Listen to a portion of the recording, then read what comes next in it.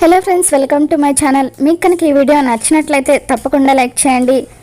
ఎట్టి పరిస్థితులను అమర్కి మనోహరికి పెళ్లి జరగకూడదని భావించిన ఆరు పరిగెత్తుకుంటూ రామ్మూర్తి ఇంటికి వస్తూ ఉంటుంది.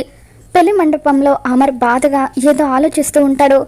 మనోహరి ఏమో నీల చేత ఫోటోలు తీయించుకుంటూ ఉంటుంది. బాగి దగ్గరకు ఆరు వచ్చేసరికి పడుకున్న బాగికి సడన్గా మెలకు వస్తుంది.